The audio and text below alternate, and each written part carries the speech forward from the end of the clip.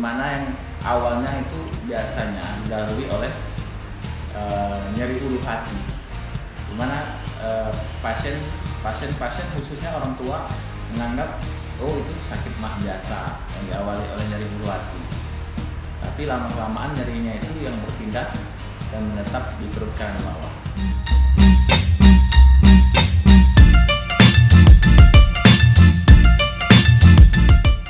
Berbincang tentang seputar masalah bedah dan gawat darutan bedah di saat pandemi yang sedang berlangsung ini, COVID-19. Adapun seperti yang kita ketahui, di bidang medis kesehatan itu kita memiliki dua alternatif pengobatan. Yang pertama pengobatan di bidang medis dan kedua di bidang surgery atau di bidang bedah. Dimana apabila suatu penyakit yang tidak bisa diobati lagi dengan obat-obatan atau medis, apabila memang sudah mengganggu suatu organ dan fungsinya, bisa kita anjurkan untuk melalui pembedahan. Pada pandemik ini, khususnya untuk masyarakat dan teman-teman IG Story Lover semua, kita tidak perlu takut menghadapi COVID-19 karena di rumah sakit kita itu sudah melakukan protokol kesehatan yang sesuai dianjurkan oleh Kementerian Kesehatan dan WHO. Adapun protokol kesehatannya, sebelum masuk ke rumah sakit kita dilakukan termogan, pemeriksaan suhu, dianjurkan untuk melakukan cuci tangan dahulu, dan diwajibkan untuk memakai masker. Apabila pasien yang memiliki suhu tubuh di atas 37,5 derajat, kita anjurkan untuk melakukan pemeriksaan lebih lanjut. Adapun pada kasus bedah itu sendiri, dalam bidang bedah itu 70-80% kebanyakan itu kegawat darurat medis, di mana kegawat darurat medis itu mencakup, sebelumnya kita cerita dahulu bahwa ilmu bedah itu ilmu yang cukup luas, meliputi ilmu kegawat daruratan di bidang onkologi, di mana onkologi itu ada masalah tumor, digestif, saluran cerna, bidang bedah anak, bidang ortopedi yaitu bidang masalah tulang, bidang bedah torak kardiovaskular tentang masalah toraks dan jantung, bidang bedah plastik, bidang urologi, saluran kemih dan saluran kelamin wanita dan laki-laki. Untuk itu, seperti yang dianjurkan oleh Kolegium Ilmu Bedah, ada beberapa panduan-panduan yang harus dijalani apabila kita ingin berobat ke dokter bedah, di mana salah satunya tanda-tandanya apabila kita memiliki suatu luka, di mana luka itu mengalami perdarahan yang banyak atau hebat. Apabila mengalami luka yang hebat, bisa melalui trauma ataupun yang sebelumnya luka itu disebabkan oleh benjolan atau tumor, itu teman-teman dan IG Story Lovers yang lainnya mau tidak mau harus wajib datang ke IGD rumah sakit manapun yang terdekat. Yang kedua yaitu kita bilang hernia, di mana hernia itu penonjolan yang dimana tidak pada mestinya. Biasanya yang paling sering itu hernia pada orang dewasa, hernia inguinal, atau kita bilang bahasa Palembang atau bahasa Indonesia turmbrok, ya. Bisa pada dewasa itu pada kelemahan otot, dan pada anak-anak itu pada kelainan anatomi.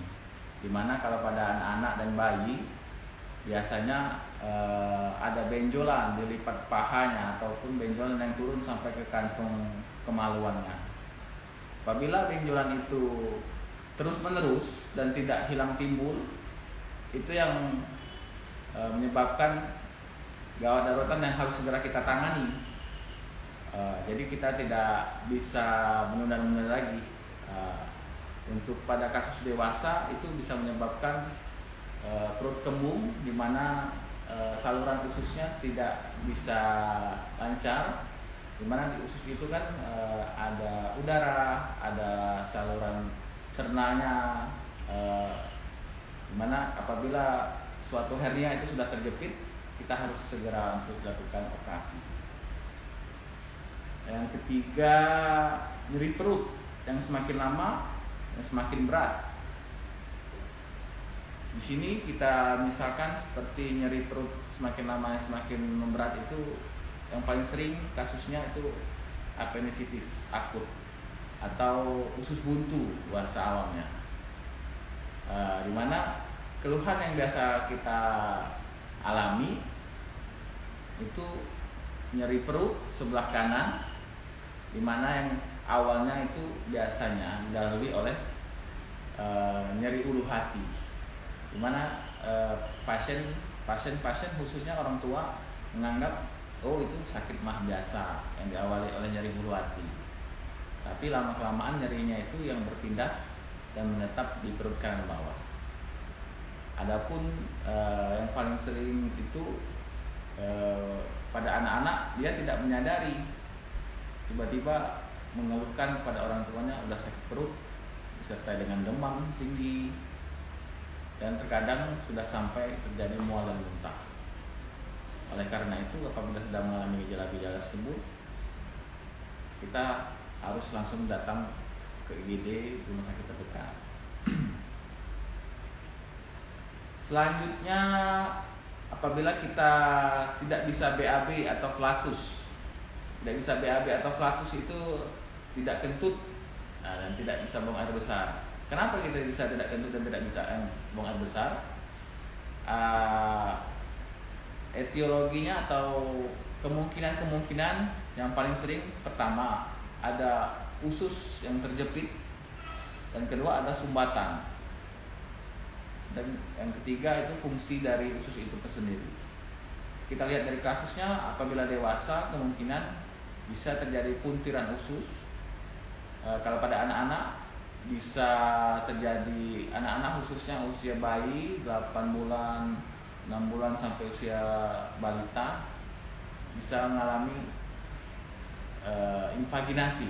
Invaginasi dalam artian itu ususnya masuk ke dalam usus, dimana disertai tanda-tanda BAB darah lendir, perutnya kembung, nyeri. Apabila kita mengalami tanda-tanda seperti itu, harus segera bawa juga ke IGD. Selanjutnya, tidak bisa BAK. Tidak bisa BAK ini banyak faktor penyebabnya. Pertama, bisa disebabkan oleh trauma, dan bisa disebabkan juga oleh karena non trauma. Trauma itu benturan kalau paling sering itu laki-laki sekarang ini sering lagi tren laki-laki tren main sepeda. Nah, main sepeda ini apabila dia jatuh terduduk dan kena selangkangannya, itu bisa membuat tidak bisa BAK, atau tandanya bisa juga BAK berdarah.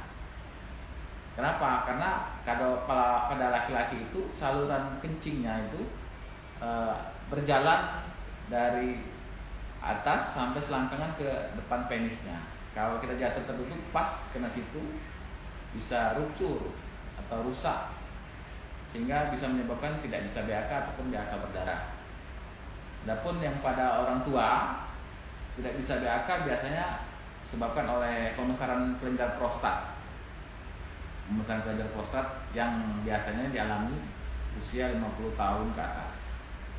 Apabila sudah memang tidak bisa BAK, yang biasanya diawali oleh BAK yang sulit, BAK yang harus mengejang, BAK yang sedikit-sedikit, dan apabila memang sudah membuntu atau tidak bisa BAK sama sekali, itu segera dibawa ke rumah sakit untuk kita pasang selang, bantu selang kateter. Selanjutnya, apabila ada perdarahan pada saluran cerna, perdarahan saluran cerna ini yang dimasukkan hemoroid atau ambeien, ya, kalau pada orang dewasa itu dimana ada benjolan, biasanya dikeluhkan pada pasien yang benjolan yang selama ini masih bisa keluar masuk, dan tiba-tiba yang paling sering itu biasanya benjolannya udah nggak bisa masuk lagi, terus benjolannya berdarahnya seperti apa, Dok? Ya, berdarahnya berdarah segar, darah merah, yang tidak bisa berhenti dan benjolannya udah nggak bisa masuk lagi. Itu harus segera kita tangani. Itu termasuk kegawat darurat juga di bidang bedah.